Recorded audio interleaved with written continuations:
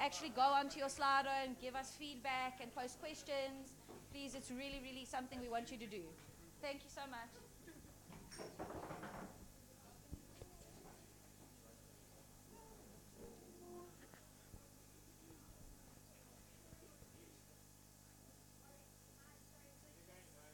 Cheers, Dave.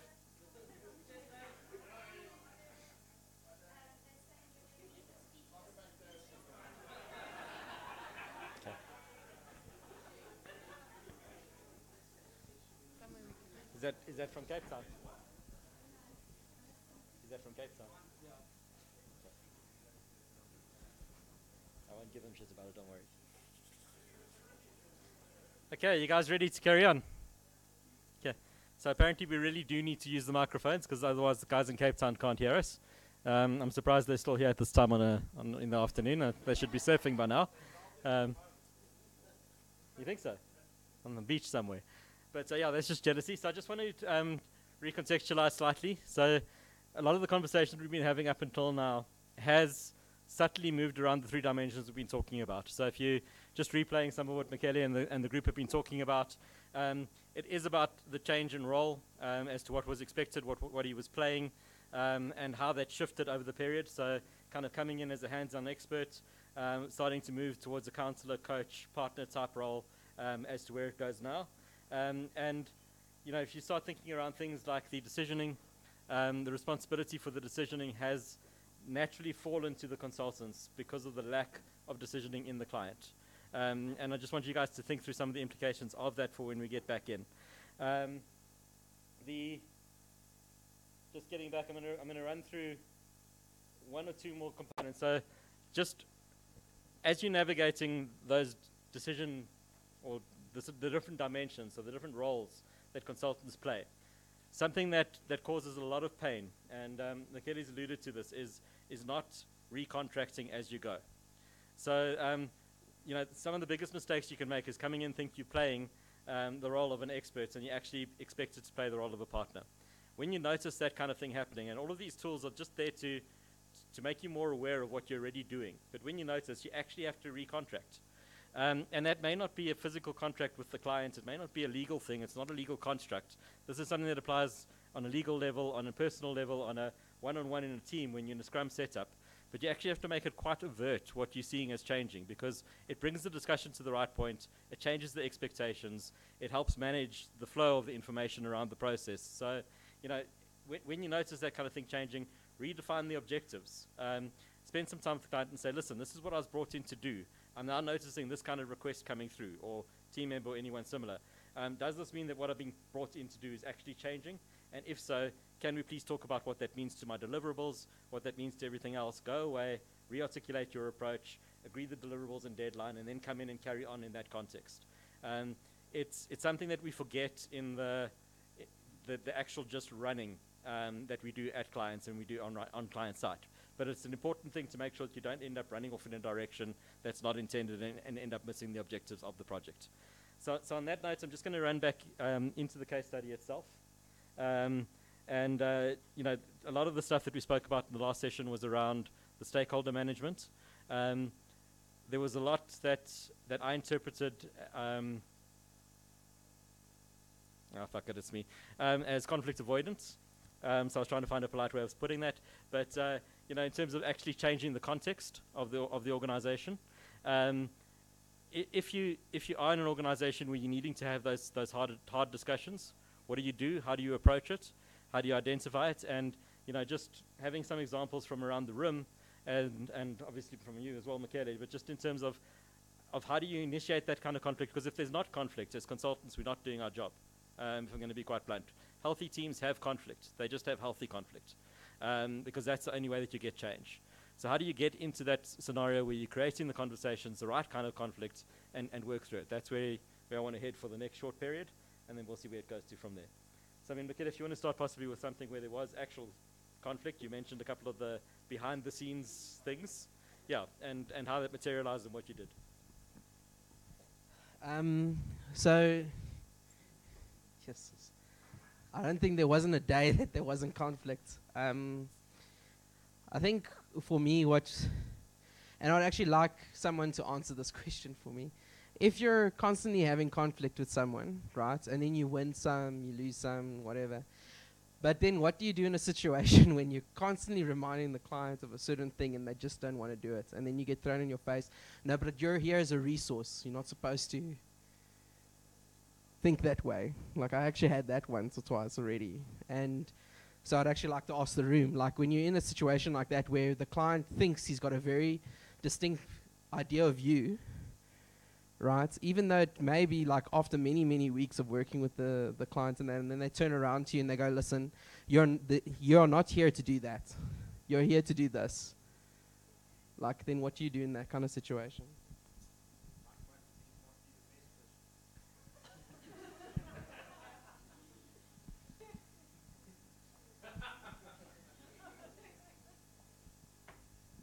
Right? Do it anyway. Okay? Because this is exactly what a situation that I'm involved in at the moment, where there are, yes, I'm the contractor, I understand that, and I know where I'm supposed to fit in, but within this particular project, we've got permanent people. They know they have to do it, and they can't. Okay, so every time you go into a meeting, you look like an idiot, and so my lead business analyst has just said, do it, present it. You're not going to get any kudos for it, but you know what, you've done it.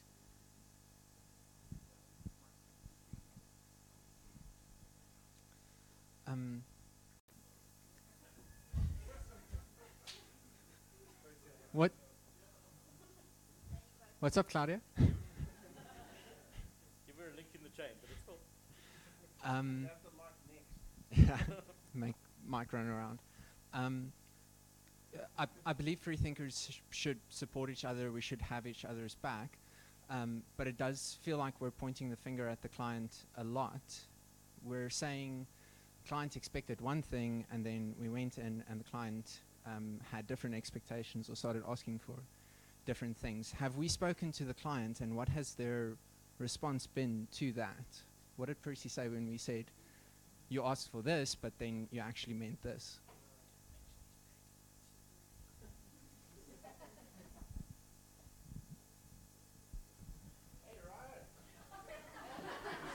Hey, Ryan.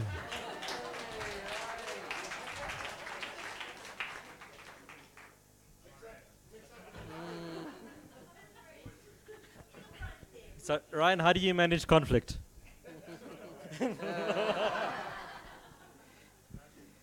So to answer that, I think it comes back to what Mike said earlier, where he mentioned the different roles that we now have in free thinking and that. And I constantly tell him, and he knows it, I said I wish to God I had that a few months ago. Because to your point, it does come to relying on other free thinkers to help you. And how do you get through situations like that? I think with me, it was a very unique case because basically HQ was Rome and I was in Egypt.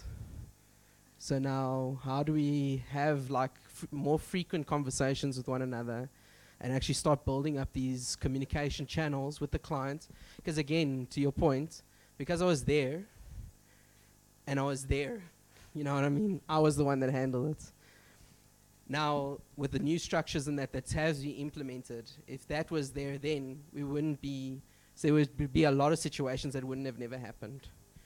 So basically, to answer you, Jacques, is that whenever I did do that, he would always throw the contract in my face, saying, but you are here to do this, or you're not here to do that. And he constantly had that conversation with me. Where and of course, because I was trying my best and trying to communicate back to free thinking that, you know, we're in this situation right now. The client's constantly saying these things. I know it's not true, but now how do we handle the engagement? And it was like basically a to and fro. Yeah, I think if I can just add to that. So we've got one of the issues is probably that we became too single-minded in Percy himself only, and not, you know, a wider spread of execs. It probably would have helped us because we know his journey hasn't been perfect either. So there's that aspect, and then there's the aspects of mandates. So what did we originally say we were here to do? And you know, we talk about sprint zero and, you know, unearthing how this is going to go, and it's honeymoon phase, and we're going to come in and reimagine how you do things. But it's a learning, you know. We have the opportunity to maybe be more specific around, the role and exactly how we're mandated to disrupt and to recommend. If we're at the whipping end of an executive that chooses to, one day say, no, well, this doesn't suit me, so, push the pixel and just do that versus what we agreed originally. I don't think there's a single solution here. I think every situation is unique. So I'm sitting on the fence, right? So, sorry, just before we hand over to the next person, any Americans in the room? Did everyone get that Rome and Egypt are not close? If you need help, Egypt is a shithole, Rome isn't. Yes, sir.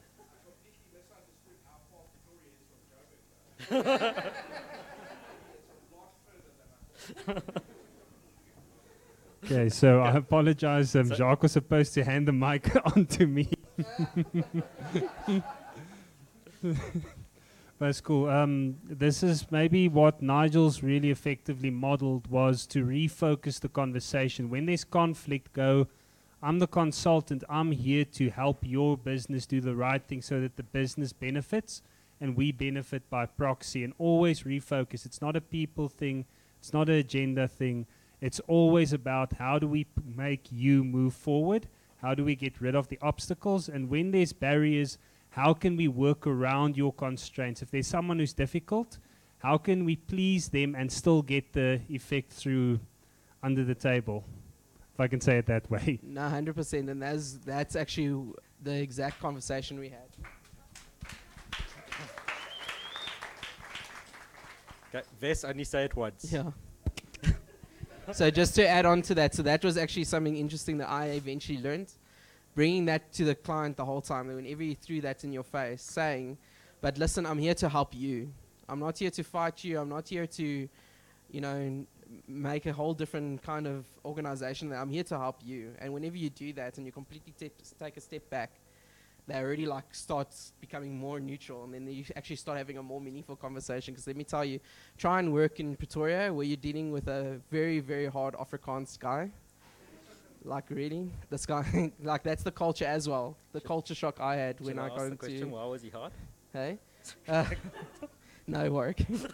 So basically, I'm working in a place where, from Sandton, usually deals are done in a restaurant or on a golf course. In Pretoria, these guys do deals over braais or hunting expeditions. We actually had a CIO on our first day when we had a presentation. He gave us a whole speech about momentum and how it works. And he says, guys, and this weekend I'm actually going to go shoot a kudu. And on Monday I'm coming and we're going to have a braai here. And they did. They actually did have a braai and this is a CIO. So that's the culture we're in. That's the kind of people that we're dealing with. So, guys, if I can just pause briefly here before your father of design, just hold it for a sec. So, yeah. Yeah, so Jacques actually said in the interview, when I asked him how he manages conflict, he said, yeah, I stand up. And that's a legitimate story, that's the truth. But I just want to tie it together very quickly. So I think there are a couple of comments that have been made here that I just want to bring out. So the first one was around understanding the client and the finger pointing. And I think that's entirely valid. I think that in all of this conversation, it's been quite interesting for me. There's been very little around actually understanding what their perspective is. And I think that's the starting point. Just I let the conversation run because I was hoping it would actually come up. And surprisingly, it hasn't. A lot of it has been, I'm here to solve your stuff. Kind of listen to me. So I think that's quite a critical component to actually bring out, is getting that perspective. We spoke about it earlier in terms of understanding the context of 3 CEOs changing and what that does to behavior, what that does to decision making. It's kind of the tall puppy type syndrome where no one actually wants to stand up because they could well get fired. So how do you keep momentum going during that kind of a process? It was also brought to stakeholders that you can use to influence that individual. And there was also a very strong theme that came back once again to contracting. So, if they are expecting you to do something other than what you're expecting to do, there's a conversation that needs to happen to reframe that and to recontext it. And go for it, Jonty. Yeah, so it's really about the kind of last point that you were talking about there. And I think that it's potentially an opportunity for the way that the initial engagement is framed in terms of what we do as consultants, and creating an expectation up front in that initial engagement that does allow for a kind of broader scope potentially. Because at the end of the day, that's what we are trying to kind of drive, is that we are consulting into these businesses to add value, And that engagement should articulate that. Is, I think, an opportunity that we have.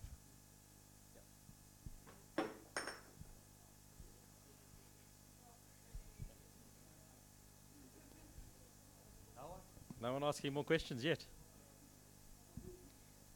Warwick, I just want to maybe add to this. I had an interesting conversation with Percy the other day where he was challenging me on, how expensive consultants are, and or how expensive contractors are, or how expensive Freethinking is in contracting today. And I had to quickly remind him that we're actually consultants, so maybe the way that he's utilizing us is incorrect. And we kind of debated it, and it was a very interesting conversation because he sat back towards the end and he said, you know what, maybe the way that we are using you guys is incorrect. So I think it's just, if we know what we stand by and if we know what we're doing when we're consulting at the client, and we can articulate that same message to all of our clients, then I think we'll get better buy-in, and they'll treat us like consultants and not resources or contractors. And I think, things like this, the knowledge sharing that we're going through is really going to help us to align our story a little bit better. I think if we had to do an interesting survey before this started and we asked everyone, what is a consultant, I think everyone's story would be completely different. So how do we learn to sing from the same hymn sheet? How do we challenge the consultant, but not by challenging them just for the sake of challenging, but actually educating them? So playing an educational role to them and saying, you know what, this is what you can expect from a consultant if they really have the proper mandate. And this is how we can affect the change that you need to see, in the business or in the project that we're working on. And that conversation went a long way. I think he really relaxed a lot about it, and he warmed up to the conversation a lot more, and he understood it, that we are not just contractors, and he shouldn't be putting us in the same pigeonhole as, the resourcing or contracting people that they are working with. And then, throughout this whole momentum engagement, I think we've had a lot of, ups and downs, on the project, a lot of successes and things that we need to be proud of. When we looked at our showcase that we did here at a design community session, I think a lot of the people that were not at Momentum were looking at Momentum and going, wow, I really want to move to Momentum now, to Pretoria. I'm happy to drive out. And yeah, it's not always rosy, things are tough. These guys went through a lot of challenges, and the ones that you guys have spoken of, and many more that we're not even dealing here today. But at the end of the day, we've made a lot of change. We've challenged them, yourself, the team, us whenever we're talking to Percy as well. So we need to take pride in the fact that we have managed to change the organization. When we started there was a team of one. There was a designer. There was one designer. He told us when we started there and when we were still pitching that it took them, I think, 4 or 5 weeks to do one test with one user on an interface, and that was basically just like one screen or something, just to kind of press a button and say accept or whatever. So compared to where we are now, where I think how many designers grow, it's not going to go anywhere. We're just there to fill seats right now, and we actually have been consulting, and we've been doing good work. So for all of us, just reflect a little bit on the time that you have spent on the project, and think about when you started at the client and where is that now. And I'm pretty sure that you'll see that you have been doing a lot of good stuff. I think what we're asking here is be a little bit more mindful of how we're challenging the clients, and be professional about it, but have them. You get full mandate from us to challenge them, and we'll back you all the way. All right. So, cool. Unless you're wrong, and bugger you. No, I'm kidding. Sort of. Karen, do you want to say something? Okay. Okay, Tracy, and then Ryan. So my question is, how do you know how far you can challenge them? Like, you know what I'm saying? Like, you can challenge them, but how do you know when to stop? Or you're going to be stepping on someone's toes or something?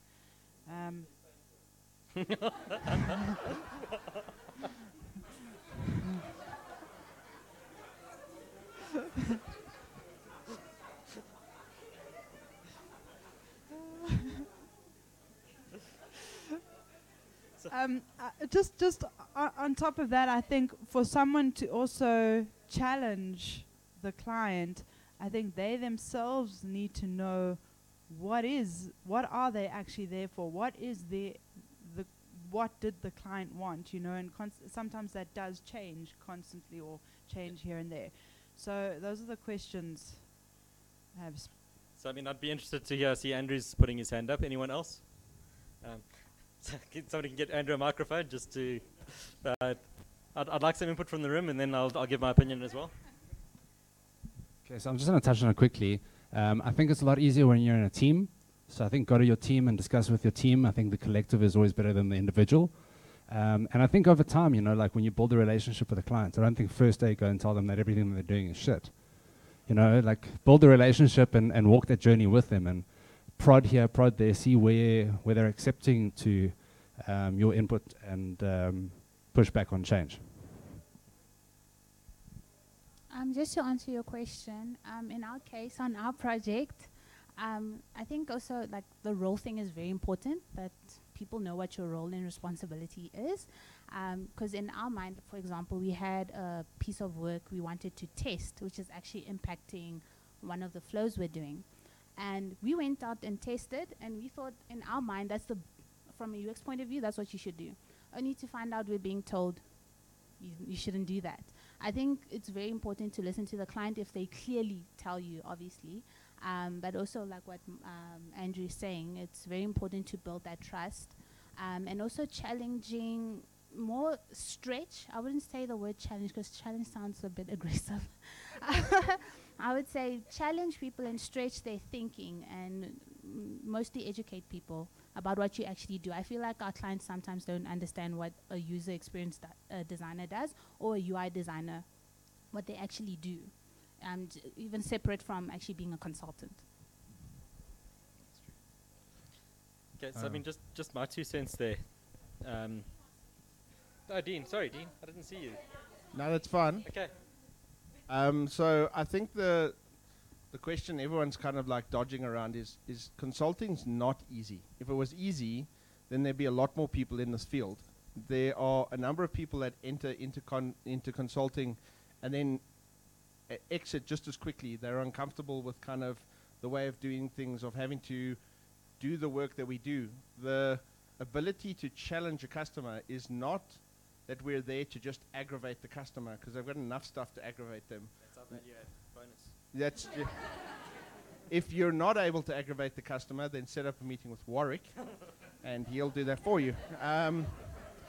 But it is about, you know, there's a lot of stuff which is sense. There's a lot of stuff which consultants need to kind of know. How far can I push this client? Depends on your intimacy with the client, the trust of the client with you, in the ability to be able to take the leap with you. There are many conversations I've seen us have with the executives we have conversations with that I wouldn't believe that they would trust us to take that stuff on, and yet they do. You know what I'm saying? And they only allow that because we've built that layer of trust with them that says, I'm in safe hands. You can't walk in on day one and do that based on reputation. There's some stuff you can do, but as you go, you know, you get better. So for me, it's the thing about consulting is having that sense the whole time about where you can challenge, where you can do things, where you can prod.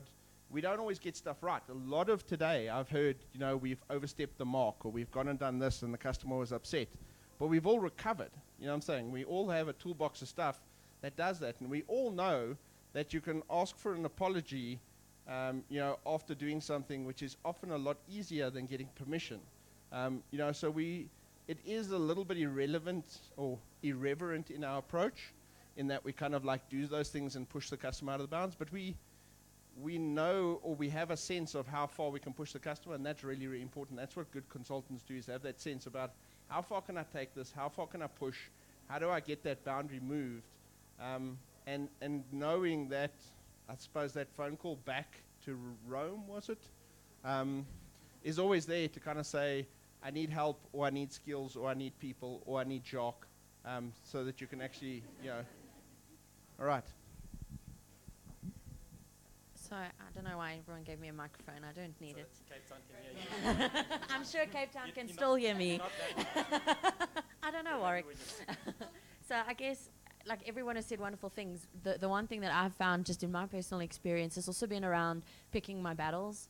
So not challenging on everything all the time and not always needing to be right, making some concessions to the client, even when you know it's not the right decision, making like an educated decision, like, okay, let me give them a bit of leeway, let them be the master of this decision, so that next time when it really counts, I can, ask for the bit of leeway in my direction. And you kind of, it's a give and a take. And through that give and take, you establish that trust that Dean is talking about, and you establish that collaborative relationship. And yeah, so I guess my only piece of advice into the room, or something that I've learned at the very least, is just, pick your battles. Don't challenge everything. And if it's something small, like, we could probably get away with not doing that testing, or, no one will die if, this thing doesn't happen, then give them the concession and almost let them win a little bit sometimes, so that there is a trust that you're not just there to be the one that's always got the right answers and always knows the way to do things. That's important for me. No, and then to add on to that maturity level as well. I think that's the most difficult thing, because I can't tell you, especially in my regard, how many times the client was like completely irrational, but then you do what's exactly that, and with what Dean said, you like choose your battles. So you go exactly how much of this is going to affect everyone. Okay, not so much. Cool. So we're gonna, and then they in those situations they actually learn then, because then they go, oh geez, you know what? We did have that conversation. Mikili didn't mention it, shit, and we went anyway. Okay, cool. Then it also builds that whole trust. So when next time you have, it also builds accountability at the end of the day. So. So I have good advice. Don't swear your creative director. So I've been there. But yeah, I think to challenge people is good. It is good, but you need to have a backing. Like I went in solo and it didn't go well. Like.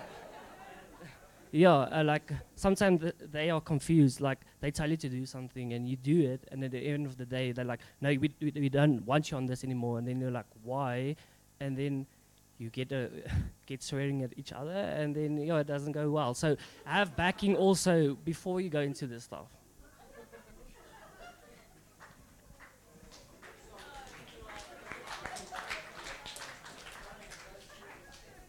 So on that, I actually have a very recent situation that worked for us. So I got a very interesting email from one of the stakeholders stating, why the hell did we estimate so many damn hours for a project?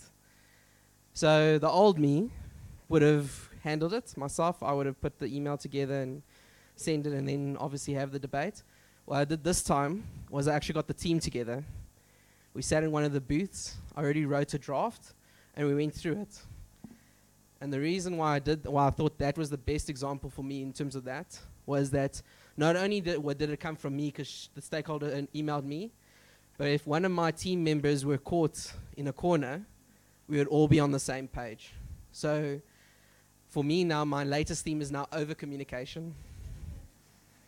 Because before, I used to think that I could handle everything, and I learned the hard way. So yeah, I would really advise that to you guys. Really do rely on the people that surround you, and really knowing that you got free thinkers that are willing to go the extra mile with you.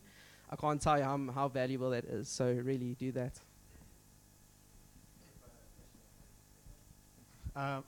Okay. My point is, for that day when that happens and that battle comes right in front of you, is always to back yourself with data. It's like, you come into a scenario like, listen, we're not going to do this, then my go-to is always, okay, well, let's just take it to the field and let's test it out. Yes, we can do your points. We're going to try it, and I'm going to test my opinion, and then from there they can't say anything. You're assuming rationality again, but anyway. Trust me, I they think can it's still say something. Thank you. Yeah. Okay. So I just want to once again just consolidate a couple of points there. So there's a lot of talking about conflict as battle, and those who know me well will be very surprised and think this is very rich coming from me. But my overextended mode is slightly different. But it's not battle. It's not about winning. There's a lot of, you don't have to win this one, you can win the next one. It's often about compromise. It's a hell of a lot about understanding. And then it's about navigating to whatever that long-term solution is. So you can't. We mentioned in terms of you can lose this one, win the next one, as long as you're moving in the right direction. You've got to be quite clear on what that long-term objective is and weave that in. It does come down to how much trust this client has in you, and sometimes the same as with dealing with what do you call them, the people lower down in the organization. Sometimes you have to let them fail, and fail safely. So sometimes it is a case of it's like, all right, go ahead. And not in an I told you so way, but in having the backup, having the alternative, letting the guys make some mistakes, learn from them, and realize that you could actually have helped them navigate that. So it's a long game when you're getting into this kind of thing. It's not a per instance. If you do swear at a client, I've also done it. Just apologize, and they'll probably swear back, and you're done. It's like, but it's so it's an art as much as it is a science. I mean, there is a tool in this presentation that I'm not going to run through. It's also in the handout pack and things like that. But there's a way to think through it. But stop thinking about it as a battle. It's not. And yes, sometimes you do something else as a parallel path because you know it's going to fail dismally, and have it there to catch the client, and that's fine. You don't have to shout about it afterwards. It's like, so the just do it type way also works, but it's very, very much situational. I saw somebody else waving a hand about a question. Oh, okay, Michele, you're holding the mic. Do you want to talk? Okay. All right, so I mean, guys, we've got about 8 minutes left in this part of the discussion. I just had my 10-minute warning go off. Is there anything anyone would like to raise around this, or is it time for me to start sort of wrapping it up and pulling the pieces together? Any final questions? Any thoughts? Yes, we have one from Jacques. What does successful momentum look like a year from now? Should I walk slowly?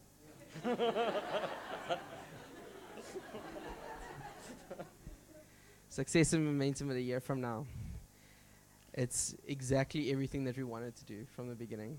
So that was the journey that we went on with the clients, where they had an idea of a thing, it didn't work. Now, literally as I stand today, they've actually made it known to me that they were wrong. So a year from now, success and momentum is that we're doing great things, not only for the client, but for the actual users out there. And if we can, especially and the team can speak for this as well, if we can get momentum where people say, oh, I'm looking for medical aid, and someone actually says, oh, just go and check out Momentum. They have an awesome client service section that you can actually just go and get a quote off the bat. I think that will be a great point for us. Also, in terms of what happens within the organization, having the design system completely implemented, which is already happening right now. So that's another recent win. We actually have developers that are physically building a whole system for us right now as we speak. And they're not affiliated with Freethinking, they're actually permanent employees. So instead of us trying to build this design system and trying to get the mandate and that, we actually gave it to the client, and the client's employees are actually the ones that want it really bad, and we're just assisting them. So a year from now, it's a great system. We're doing great, incredible things that not only make the client look good, but also help people at the end of the day. Cool. I also want to add to that. From our perspective, the engagement success is also going to rely on the diversity. So not just Percy being our single person. This is a big group. There's big opportunities in other areas of the Momentum group. And from an account management perspective, strategically, our relevance with the right people in an organization like that, we've got to use this as an opportunity to grow and land in the areas that matter for our people to be doing their best work. Okay, and sorry, just the last point on that. So I think we've spoken a lot from the free thinking perspective. If we go back to the original slide of the different kind of layers within an organization, and for me, the insurers as a whole need to start realizing the change in customer behavior, the move away from ownership. If you're not insuring an asset, what the hell is your role as an insurer? All the insurers are already built around asset insurance right now. So injecting those broader industry level type conversations as to, when does insurance become transactional? And what does the world look like there? And how do you adjust in your digital space to go there? Those are the types of discussions that we need to be bringing into that organization to move to the place where people start calling us for business. We already get quite a lot of that, I'll be honest.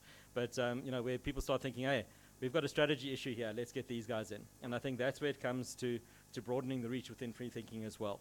There's there are multiple layers of success. Successful free thinking is an extension, being more involved in broader conversations, gaining more work, adding significant value. Success for the projects and the teams is something slightly different, and success for the organization could be that shift in mindset and maybe keeping a CEO for longer than 3 months. But that's the kind of conversation that might help a CEO remain if we can get into that kind of level. So it's a very broad question that you asked there. All right, so anybody else? Well, I've got 4 minutes to wrap up. Okay. Ryan, Cape Town, anyone still Ryan, awake? Come, Ryan, give us some info. How's the weed? Many, many years consulting. What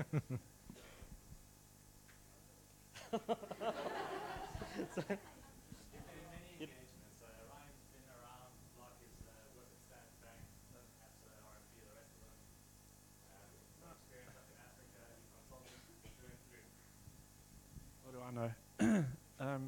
I think I agree with what Warwick's saying. That it's about it's just about how do you go into an organization, understand the problems, understand the user problems that they're experiencing, and at the end of the day, how do we actually help them to be successful? So how do we help their business grow? That's what they're after. That's what's the CEO is being judged by the shareholders, and in order for them to get more business, they need customers that buy and consume their products. So we kind of sit in the middle of all that, and how do we actually help that ecosystem actually grow? Okay, then just to wrap up, so I hope that this has been relatively useful. I'm going to run through some slides that we didn't get to. So there is some stuff on real theory about conflict management there. People did die, but we didn't need it. This was the backup. But it is a fascinating case study if you actually want to research it on your own time. So the Challenger disaster, I think it was about 81, thereabouts, is the real cause behind it. It gives you great insight into consultancy as a whole and in terms of the types of problems we can be solving for organizations. So I mean, it was everything from contracting processes through to the pace of work internally. There's a lot of stuff that's behind this, to the point where I could do a 2-hour case study on it alone if I'd had to. And then just wrapping up, it's about the system. So systems thinking is something that is often misquoted in the IT world. It's misquoted in lots of other types of components. But it's really around getting that proper understanding of how things relate to each other, how they influence each other, and working out the sort of cause and effect type relationships. So these are just some of the questions, but it's really it's understanding the context of the customer that you're in, who's got the power, who's got the influence, what they're trying to achieve, all of that kind of stuff, and genuinely trying to understand the irrationality in the decisions that get taken, and working out how to influence that and change it over time. So that's what consulting is about. It's about not looking at each transaction. It's about plotting out, mapping the system, and then working out what needs to be done within that context. So there's a lot of support for that, and it's really just getting to grips with that. So I'd encourage you to read about systems thinking as well. The consulting roles I'm not going to go back to. I mean, recognize any time you're feeling like you're doing something, and the customer is asking you for something different. You've got a problem in terms of the role that they're expecting. It's generally related to who's making the decisions, who's responsible for the results, or who's responsible for educating and growing the people. Try and figure out which one of those 3 sort of broad parameters is being pulled, and have a look at this matrix and say, all right, I'm doing this kind of role, they're expecting me to do that. That should trigger a process to recontract. And as I say, that's not necessarily a legal process, but it's a point for you to stop and think, how do I change this expectation? How do I make sure it's understood what I'm delivering? And how do I get into that conversation? And then finally, before I get yelled at for being over time. So these are the things that are coming. I would have loved to have had these in place when we started. We're busy sorting out some licensing, but there's already a lot of information that's been gathered into a knowledge sharing portal. We haven't quite got the licensing at this stage to roll it out, but it's in progress and it's definitely happening. What that will provide is a lot of the tools that sit behind this, and a lot of the detail. There's a matrix that's being sent to you tomorrow as well, with specific links to things like facilitation tools, all that type of stuff. We're getting to map skills within the organization, so knowing who knows what in a consulting organization and who you can talk to is critical. Right now, obviously, there's their practice leads and there are a lot of people that you can talk to try and get info. But if you want to know who knows FICA intimately and who can help you with a particular question in the client in that C-shaped skill, you should be able to search that, you should be able to contact that person directly and start building those relationships yourself. So we're building that. Once again, we're in tool selection. So we're almost at the point where we can start working with that. There's the convergence sessions training. There's potentially some online training coming down the line as well in terms of access to online courses. We're busy piloting 1 or 2 things there as well. The usual communities of practice and interest, your development plans with your line and account managers. There's been a lot more structure introduced around that. Hopefully you guys are feeling the effects of it in terms of line and account management and the conversations that are taking place there. And then over time, we'll start, as those knowledge areas become clear where we need to develop, it's opportunities for people to step in and start contributing to that. So it's supposed to, the knowledge management portal as an example has got to be owned by the organization. I expect people to be contributing to it. I expect people to be keeping that going and keeping the conversation going. So yeah, in a nutshell, that's Consulting 101. We can get into some of the specific tools somebody else can in Consulting 201. Anything else before I move over to the next person? Okay.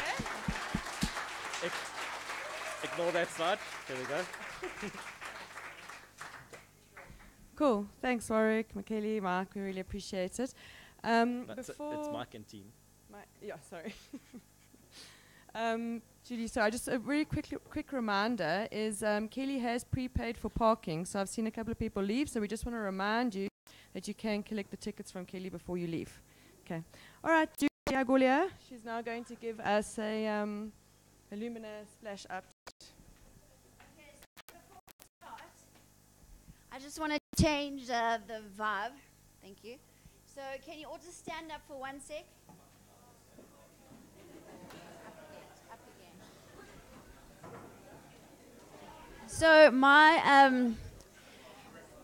my section is not long. It's very quick and to the point, hopefully. But just to kind of change the energy in the room, what I want us to do is just like quick and easy, hands in the air and spirit fingers. Just do it for like 30, just like a few seconds. Okay. If you want, you can move around, you can move your arms, just a little bit of energy. Okay, well done, guys. You can have a seat. Okay, cool. Yeah. That is true. It is definitely called that. Okay. Hello, free thinkers. I think I just want to start by saying that thank you so much for our first convergence session. There were quite a few of you that obviously showed interest in Lumina, and so through that, and because of that, and really only because of that, we have decided to roll it out across the whole of free thinking, which is awesome. So, and if you guys had all said after that time, this is really shitty, we don't want to do it, I would have been like, oh, okay, well, there goes that idea. So, yeah, so thank you to our employee experience lead who came up with Splash into Spring. That's quite nice. I thought, well done, Shell. And essentially, because it's Lumina Spark, which is what you guys are going to go through, is essentially, it takes your personality and it puts it in terms of a splash. So that's why we've said, like, splash into spring. I wore my florals today as Saturday is around the corner. Okay, so let's kind of get into things and maybe spend a bit of time again to recap why Lumina? Why do we want to use a tool like this, and why is it important? So for us internally as a team, and also for our clients. And so I just want to pull out, these are obviously what Lumina can do, and obviously it's not an exhaustive list. But essentially, the key things that I want to drive through using Lumina in free thinking is that deep personal self-awareness. So that's where it all starts. So you'll see as we go through the Lumina days, as we go through EQ, knowledge sharing, which will be the next one, a huge part of our effectiveness starts with us as individuals. So you can't tell me that you understand business, you can't tell me that you understand what you're doing day to day with your clients if you haven't started to understand yourself first And then by default, then we can start to understand other people. So essentially, the fourth point there, strong self-awareness and personal growth, is really what this is about. The second thing is there's a massive drive in terms of how do we connect as free thinking. So a large portion of our history and our past is that we've on a client site, and the only people that we really connect with are the people on that site. So if you are on your ace at a client, then it's like, well, sorry for you. If you have a few people, it's like, that's great. If you're part of a much bigger team, i.e. momentum, wonderful. But actually, how are we creating a community across free thinking? So based on our kind of strategy going forward, we're looking at building kind of those blended capabilities where it's not just people, not just design, not just product, etc., but it's a lot broader than that. So we want to be able to learn from each other, and Lumina gives us such a great platform to actually start to do that. So the question then is, why go through this? I don't know if any of you have read Man's Search for Meaning. Anyone? Oh, definitely a book to add to the list, avid readers. And essentially the crux of Lumina, as I mentioned before, is a UK-based company. It's a global organization. And the crux of the quote they always use is essentially, if you think about what we've just spoken about now with Consulting 101, is that in every situation we're in, there's a stimulus, so something happens, and then there's a response. So someone might do something to me, and I go, ooh, I'm not quite sure I enjoy that, and I respond and react in a certain way, right? So what Lumina helps us to do is between that stimulus and response, there's like this space. I actually get Michelle to come and stand now because she's in a space outfit. But essentially, there's that space in between. And a lot of the time, we don't realize that there's a space. We just think there's a stimulus, and now I've just reacted, right? And the space is where our growth sits. So when something happens, and then we're in a space where we can choose how we want to respond, that's really where we become like shit-hot individuals, right? That's where it starts to take off. So that's really the premise around why we do Lumina, why it's important, and why I think it's a great thing for us as free thinking to experience. Okay, so then to quickly just run through a few things. I know a lot of you guys, most of you have signed up and put your name down to say, cool, I'm keen. Some people haven't done just yet, which is absolutely fine. It's a personal choice. This is not forced kind of participation from free thinking. But, excuse me. But essentially, there's certain things I want to recap that will either kind of sell you down the river or make you go, no thanks. And essentially, when we think about Lumina, a lot of people think, oh, you're going to assess me, and then you're going to box me. So you're going to tell me that I'm X, Y, and Z, and then I can only be X, Y, and Z. I can never be ABC. And that is not what assessments are about. Some are, for sure, but a lot of them aren't. And the way the world is changing, people are have massive issues around, don't box me into, well, I'm red, so I'm only red. So, sorry. So Lumina doesn't necessarily do that at all. It's a very kind of fluid process. It shows the dynamism of our personalities, not boxing you into one or the other. The other kind of component of it is it's and I think I've mentioned that before, but thanks very much, team.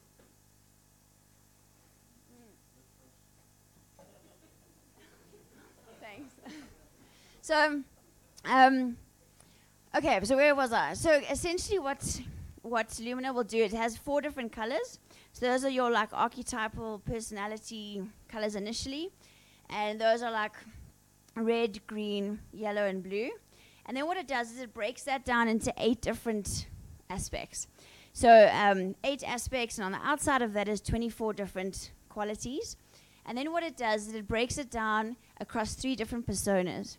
So what you show and what we show each other is what we refer to as our everyday persona.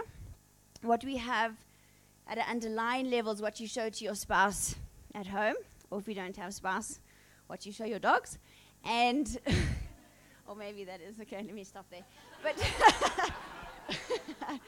So, but essentially then the last kind of component is what happens when we overextend. So you might have a quality that you really kind of strong on in your everyday, but when you overplay that quality, it can become quite destructive. So this is where we talk about the self-awareness component, right? The self-awareness component is knowing what is my everyday, what am I not bringing to work, what am I kind of leaving behind, what is this learned behavior, then what is my overextension? So where am I likely to overextend? So that's why this tool is awesome, because it's very dynamic. It embraces paradox. So just because you're an extrovert doesn't mean that you're not an introvert. Do you know what I'm trying to say? Because a lot of the time we get boxed, that's boxing. Where an introvert, extroversion, it could just be where are you on the continuum and where do you go at different times. Okay, so that's kind of how it works. The other component and what we want to drive quite hard at free thinking is around diversity. And not diversity just in race, gender, all that kind of stuff. Diversity in thought. Diversity in kind of how you approach different things, where you're from, what you think about, how you tackle and problem solve. That's the diversity that we really want to start to tap into. So overall, Lumen, I think, has massive application for us as free thinkers, into your clients, and more importantly, actually for yourself. I think that's the kind of really key, exciting part for me. Okay, so what does this mean? How's it going to work? And what's going to take place? So we're going to have Lumina Days, which are going to run across September and October. So you'll see here on the left or your right, 8 different possible dates. And what I'd like you guys to do is I've got 3 dates in September, 5 dates in October. So we want to be finished the process by kind of mid-October. And essentially what we're wanting to do in that time is that once you've done a Lumina profile, is you put your name down on a date that works for you. The caveat here, which I hope we all kind of embrace, is that I'd love you to put your name down on a day that you're not with of course there's going to be overlap, right? But you're not predominantly with your team, like if you're Nedbank or Momentum, etc. Because the crux of the process is for cross-collaboration. So if we can get like 10 or 12 people in a group on one full day, the whole purpose of that is that you're going through a learning and a self-exploratory process, but by the same token as like a default, you also are building relationships and connecting with free thinkers that you would never probably spend time with unless you're on the same client. So that is huge, huge for me. So if you can post 5 o'clock before you head to the bar, is to just jot down your name. We just want to move quite quickly with the allocation. And then kind of go from there. We'll send out the invites and we'll do everything like that. So how it starts is that what I'm going to do is I'm going to send you all a Lumina link to obviously the assessment. It takes 20 minutes to complete online, which you'll complete in the mindset of work, not necessarily how you are at home. It's all kind of, but that'll be explained in the mail. And then what I'd love you guys to do is that when there's a much bigger application for Lumina than just for you. The first one is obviously self, then it's team, and then it's for us as a business as free thinking. So the first application is that once we go through that Lumina day, during that process and that day, I'm going to, you guys are going to choose an accountability partner. So usually how it would work is that post a session or the session, depending on the client need, I'll sit with each person individually and go through their feedback sort of one-on-one. But because it's only one of me and 100 and however many of you, that's going to be difficult. So what I'm wanting to do is have accountability partners. So how that works is that you guys in that 10, 12 people in that Lumina day will find a partner. And what you'll do is that I want especially when we spoke about the consulting 101, there's huge value in having like a coaching session without being an official coach with someone in the broader kind of free thinking community. So what that does as well is that it's a normalization process at the same time. So what that means is that if I connect with Ulrika, for example, never worked together, know she's on ABSA, I do my thing, no idea. If she was my accountability partner, what would be awesome is that we can actually go into a conversation around my Lumina. I don't feel weird, I don't think, talking to you, right? Because there's a, yeah, well, not, well, not yet, anyway. So what's amazing about that is that you actually get to then connect with a person and share your experiences. So as you're unpacking your Lumina in more depth and setting your goals and what kind of stuff you want to work on, you've got someone who can actually hold you accountable to that. So say what you like, but in human behavior, unless we have accountability, we don't do stuff. We just don't. So we have an awesome Lumina day, and then the next minute we're back in the office and we behave in the exact same way. So if we really want this to work, we have to actually look at our practices as individuals, and then we need someone to hold us accountable to that. So I'm really hoping that we can do that. And then you've got coaching sessions with your accountability partner. We might have 2, we might have 3. That will depend on you guys. It's not a mandated thing.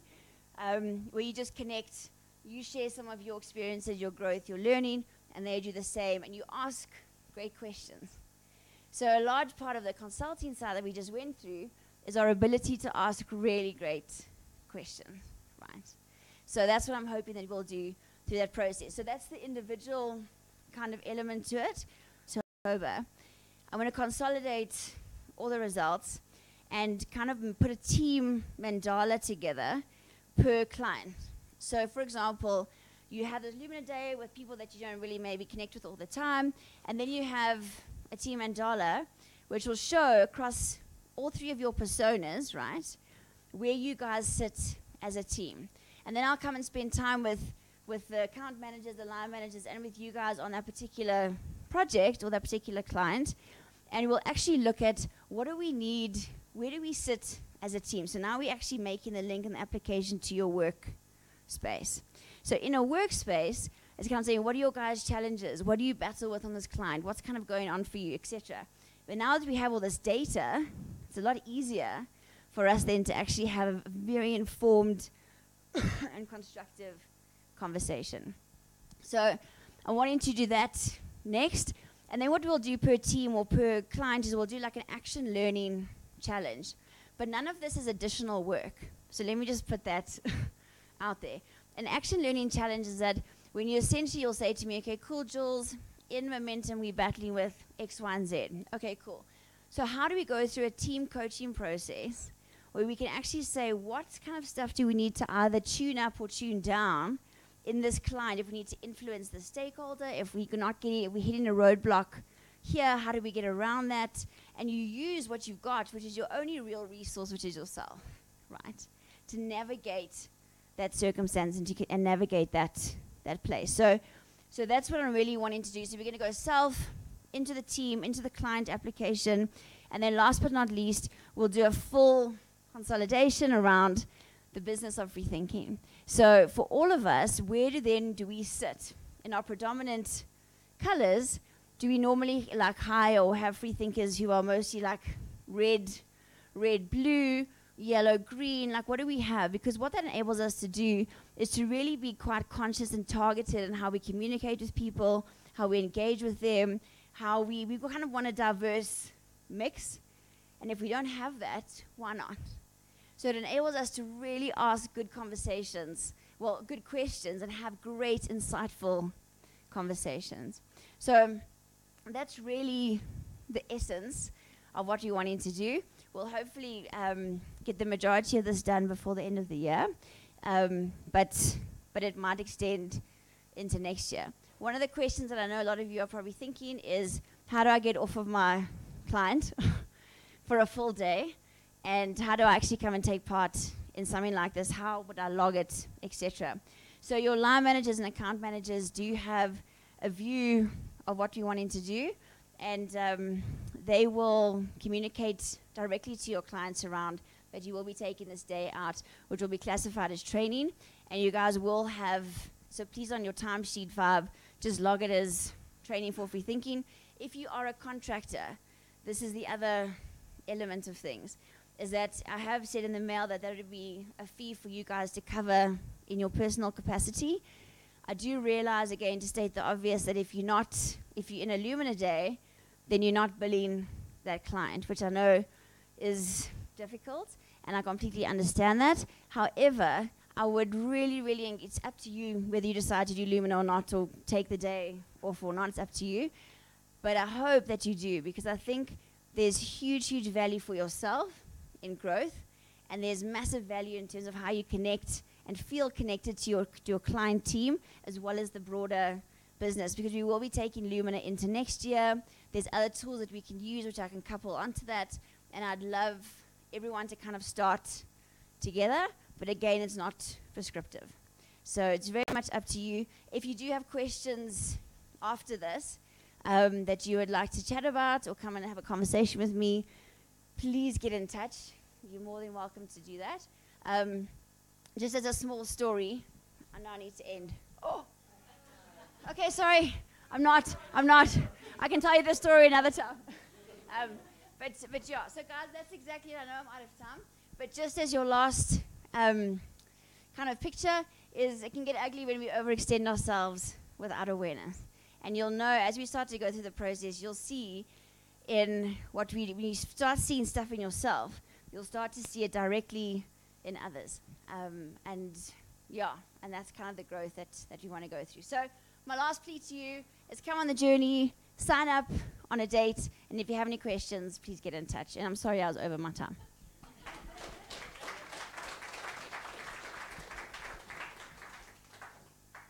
Thanks, Jules.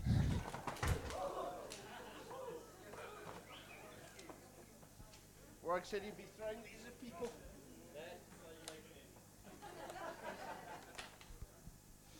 So I have less time than I was supposed to have, and this is really boring wording. So they build this as a research opportunity. I think that does it work? Can you guys pick it up? It's fine. Cape Town can hear, the rest of you. So I always want to be an astronaut. Actually, no. Why are my slides? That's a lie. I just wanted to build cool shit for NASA. They have this place called the JPL. You guys heard of it before? Those guys built some cool stuff. I mean, they built an ion engine. I mean, I read about that in comics. It was sci-fi. Now it's like flying satellites out of the solar system. And they built the Mars rover, which is like sick, because those boys made it sing happy birthday to itself every year, alone on another planet. You know, I'm like, there's some twisted individuals there. You know, they've done some really cool stuff. So out of the last session, I had a discussion around a couple of things. And then after the session, I had a whole bunch of conversations, which just really kind of blew me away, about your interest in topics that I was talking about your application of technology and where we can use the stuff. And so I'm looking for some people. I'm looking for some people with an inquisitive mind, a little bit of a brave soul, and who are looking to make the world a little bit of a better place. You also have to be open to kind of exchanging knowledge, because what we're going to do is do this collaboratively. So say hello to Jupiter. And I chose Jupiter because it's the second biggest thing in our solar system. It has the biggest mass next to the sun. It's also a giant ball of gas. So it's pretty much knowledge, isn't it? So for me, this was just people talking and researching. And there were a couple of things that came out of the last session which I want to talk to you today. So the first one is knowledge sharing. I want to do a day where I talk about something that I have been presenting on for the last 6 months, which I know a lot of people have an interest in, and maybe you haven't had an opportunity to go and get education, or you haven't been able to ask any questions. But what I said is I will give up a day where I will do my presentation, which I presented to 3,000 odd EOH customers in May, to hundreds of developers, and I'll take whoever wants to come through and listen, all about blockchain. You can ask questions, we'll talk about it. I'll take you through the whole landscape, where it's moving, what it's doing, how it applies in financial services. I'll take you through it all. Okay. Obviously, getting people out of the office, we're all busy. I, like you, are a customer. so I can't do it during the week. So I'm saying I'll do it on a Saturday or a Sunday. Let's find a slot where people are able to come through to the office and we can sit down and we can go through it, okay? It's open to you, it's open to your customers, it's open to your spouse, it's open to your dog if they're well behaved. But that's the first opportunity.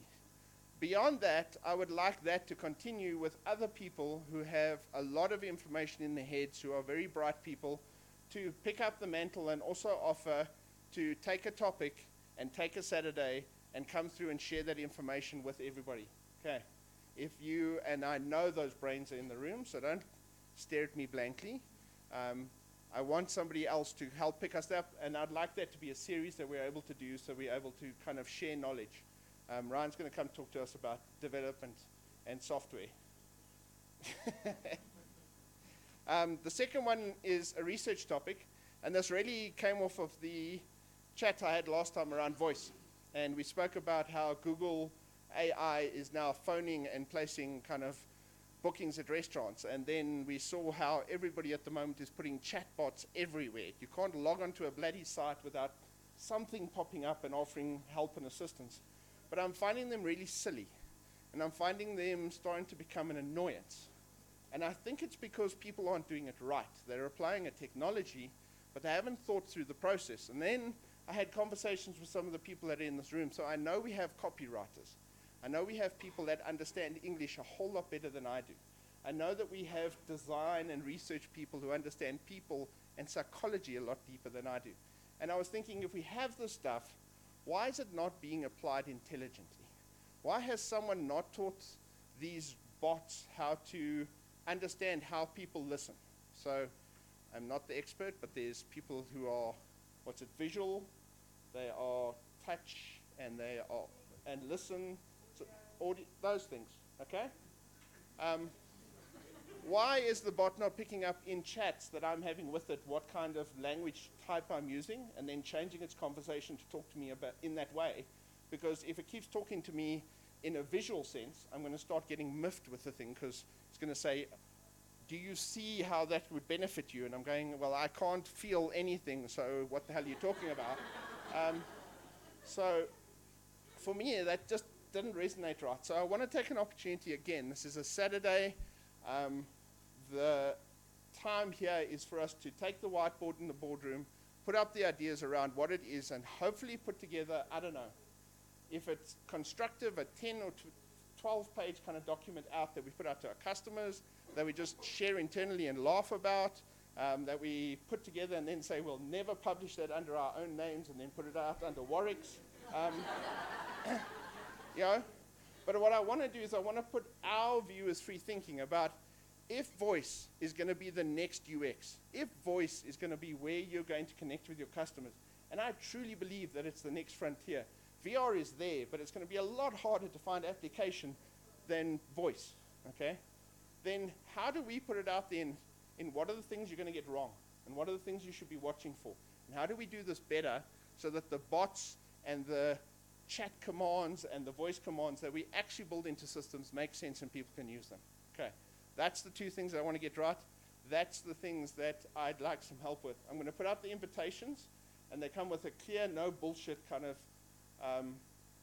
invitation. If you can't come or you're not coming, say no. Okay.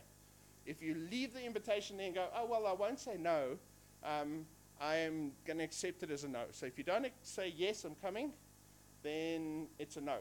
Okay. But please be kind and kind of go, if I'm not interested, I'm not coming. If I can, then I'll join. Okay. It's probably going to be 2 Saturdays, probably an afternoon, because mornings we have spouses and admin and catch up to do.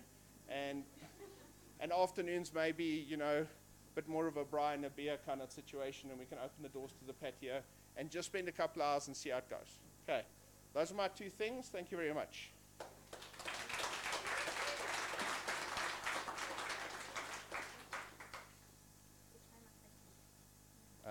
The one on the right. Hey everyone. So I just want to take a few minutes to say thank you very, very much for participating in the People Nomination Campaign. It's been an absolute hit. And yeah, it's been really amazing to just see what great things you have to say about one another.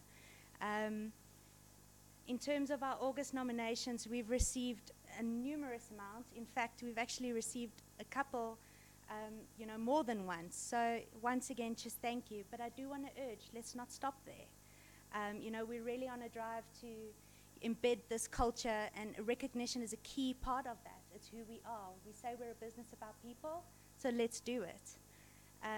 Just in terms of the process, yes, we are still following a bit of a manual process, but we are working on an online nomination form just to make it a little bit more efficient. But we are also just looking at some online tools, some really great stuff out there which will hopefully just make it a hell of a lot quicker for you as well. But just in terms of some of the finalities or formalities, if we could please just get all nominations in by the 20th, just to make sure that you're considered for that month.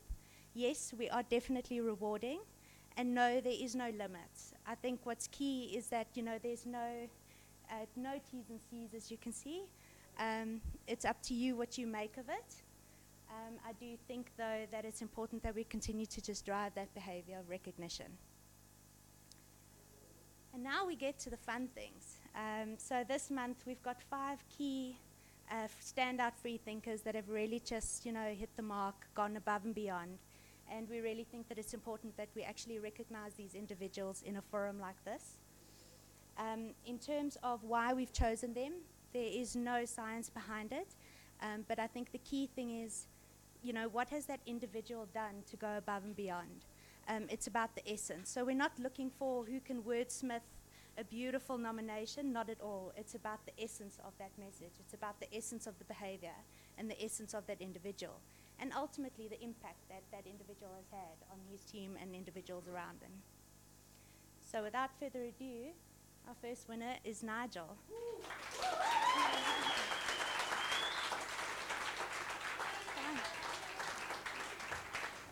So Nigel received 2 nominations, and what's really interesting here is he's received 4 out of our 5 values, which is absolutely amazing. Having gotten closer to Nigel the past month, I can honestly say that his passion is for people, and it's clearly evident in everything that he does. So well done, Nigel.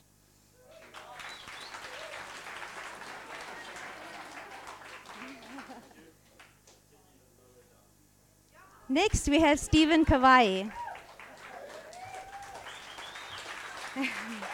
Stephen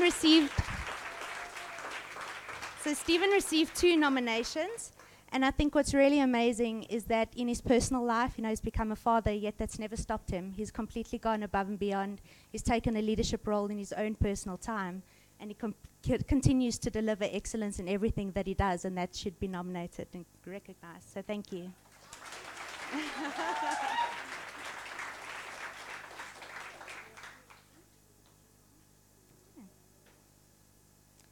Then we have JJ.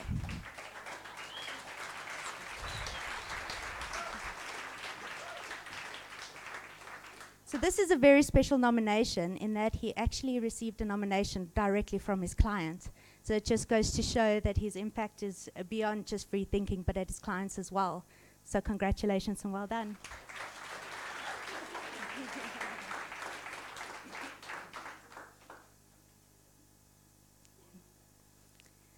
Then we have Ulrika.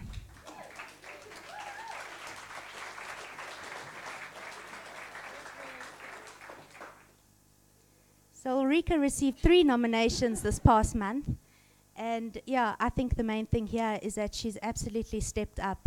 She's supporting Lauren a great deal at ABSA, taking on a leadership role whilst juggling a very difficult project.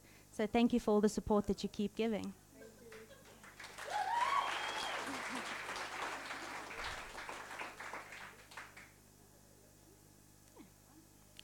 And then last but not least, we have a special nomination for Taz. So this is the Influencer Award. So what's really amazing about Tasman is, besides her amazing bubbly personality, is that she's not just sticking to the free thinking nomination platform, but she's actually going to all kinds of social media. So I mean, one of the key things is she's recognizing and uplifting her colleagues on LinkedIn. I mean, here's a couple just to show. through hashtag kudos. So yeah, Taz, thank you so much and continue. Well,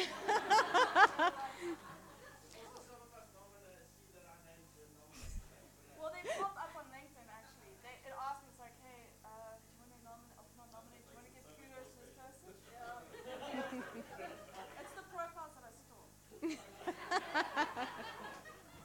So yeah, Taz, well done for being a key influencer.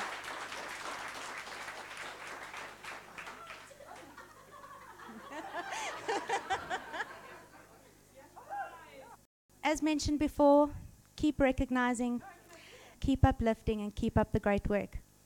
Well done to you all.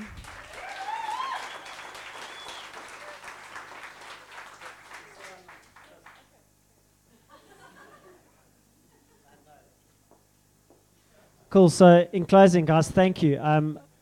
Michele, brave guy, thanks for coming up and exposing all the pains and gains of MMR. Warwick, thanks for your preparation. And for all of you that made this happen, you know you are. It's not easy to put this together, so hugely grateful. Use the channels to feedback, please.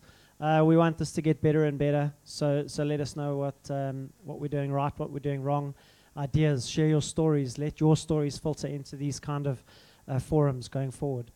And the Convergence 3 is 11th, is it? 11th of October, so 6 to 7 weeks away.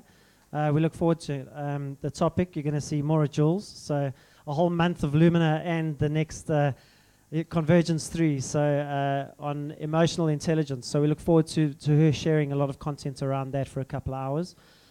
Yeah, so once again, thank you all. Awesome time and travel safely. Join us for a drink. Thank you. Cheers.